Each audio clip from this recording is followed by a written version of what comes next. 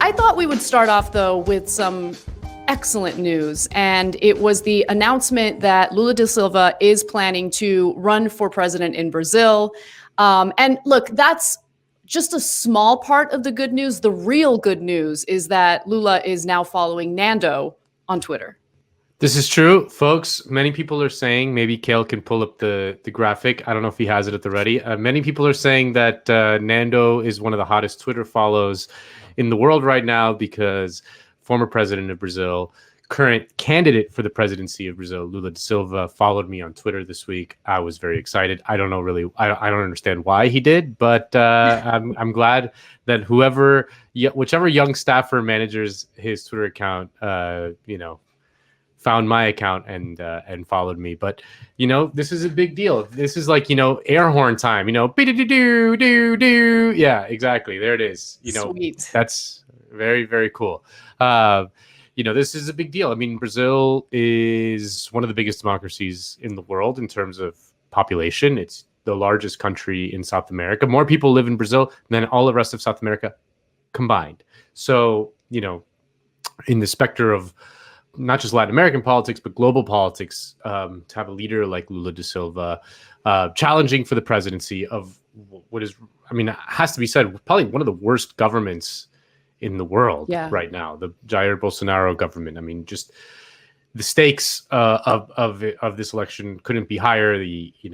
Obviously the fate of the Amazon is important to all of us in the rest of the world. We love and we need the Amazon, not just for BBC nature documentaries, but for the ecosystem of the planet, and also for COVID, because Bolsonaro's response to COVID has been so disastrous that different variants are flaring up in Brazil.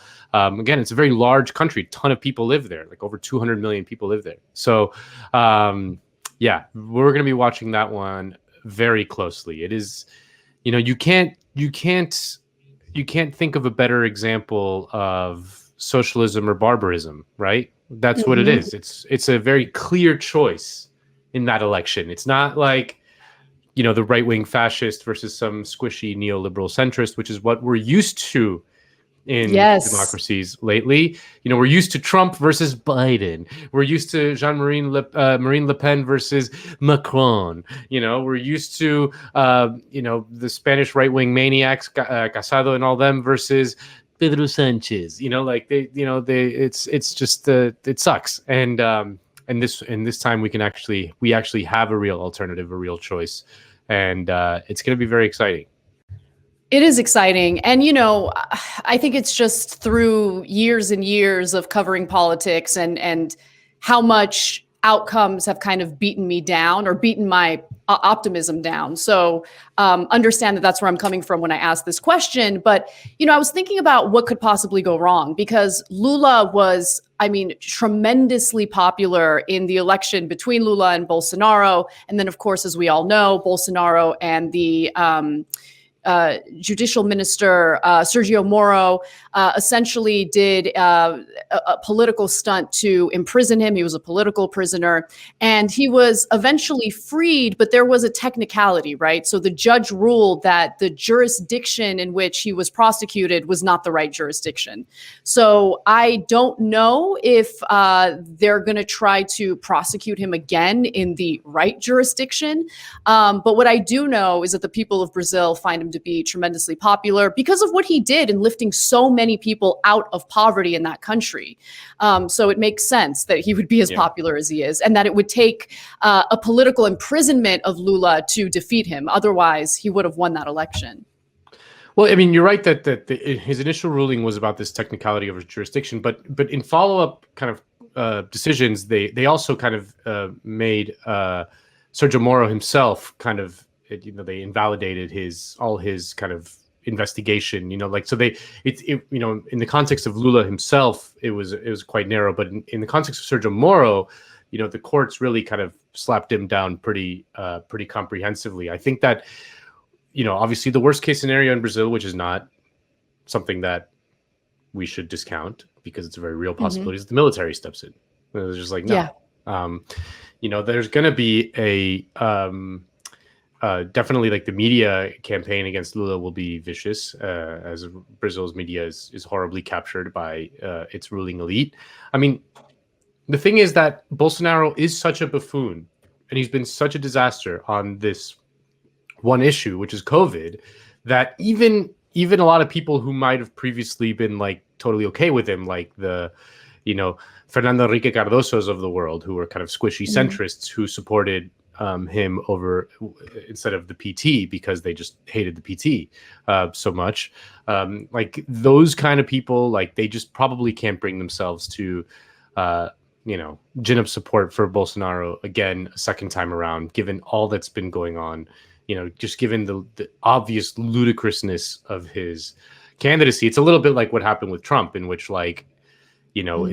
it's the problem with the Trump thing is that because Biden was so like uninspiring and whatever, that it was just, that was the grim choice. But like sort of respectable society was not behind Trump in any meaningful way. They were behind Bolsonaro in Brazil the last time around. Yeah, it'll be a very, very fascinating election. One of the most, I have to say, like, just from a pure just kind of politics as spectacle standpoint, like, politics is WWE. You can't think of a more exciting election in forever. Seriously, like this is just going to be like all of everything coming to a head in this one place. So it's definitely going to be very exciting. Yeah, it's definitely something to look forward to. You mentioned Republicans and Trump, and it reminded me, like, there are some parallels between Bolsonaro and Donald Trump, but there are some pretty stark differences in the political climate in the United States versus Brazil. So it is kind of amazing to see Republicans, one after the next, kind of come out and not just minimize what happened in the Capitol on January 6th, which, the rioters breached the Capitol and it was chaos. Just today it was reported that Senator Ron Johnson, a Republican, likened that day and what happened that day to a peaceful protest, which they just all fall in line, all of them. They love him. They love it. They love him. Yep. They raise money off of it. The biggest difference between Trump and Bolsonaro is that Trump, while he probably enjoyed a good amount of support amongst the military's rank and file, he did not enjoy any support from the military top brass, like the generals and the admirals and the sort of the professionalized officer class of the military was, saw Trump as like unstable, embarrassing, not someone that they were comfortable leading the military machine. Bolsonaro himself comes from the Brazilian officer class. He was a Brazilian military officer. And again, the Brazilian military, that's always the X factor in this kind of thing. Trump was a fancy, just a little squishy boy from Queens. He was not an army man. He did not have their support in any meaningful way. That was always like when we were talking about the coup potential in the United States, it's like, well, what would the generals do?